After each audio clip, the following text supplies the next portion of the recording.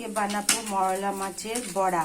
এর জন্য লাগছে জিরে বাটা নিয়েছি, ধনিয়া পাউডার, লঙ্কা পাউডার, হলুদ পাউডার আর নুন, তারপরে পেঁয়াজ দিয়ে আর কাঁচা সর্ষের তেল দিয়ে মাছটাকে পুরো মেখে রেখে দিয়েছি।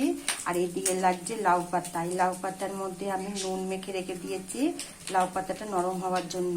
কুমড়ো পাতা, চাল কুমড়ো পাতা নিলেও চলবে, এমনকি অনেকে কচু পাতা দিয়েও করে।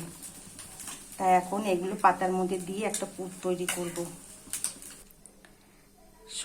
সব মাছ দেখো পাতার মধ্যে ভরে বড়ার মতো তৈরি করে নিয়েছি। এবার এগুলো ডিপ ফ্রাই করব।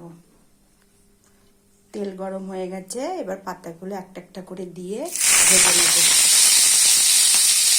দেখো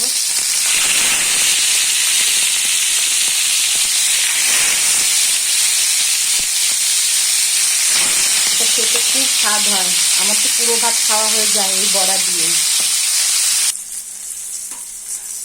বড়াগুলোকে এখন উল্টিয়ে দিচ্ছি। এক পিস ভাজা হয়ে গেছে। তোমরা একবার ট্রাই করে দেখো, খুব টেস্ট হয় এই বড়াটা খেতে।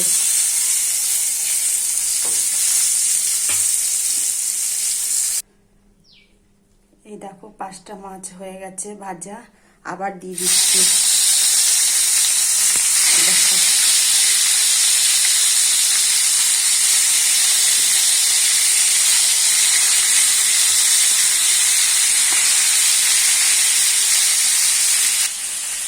এই দেখো মাছের বড়া রেডি। কে কে খাবে তাড়াতাড়ি চলে আসো আমাদের বাড়িতে, গরম গরম ভাতে খুব ভালো লাগে। Thank you, bye, tata.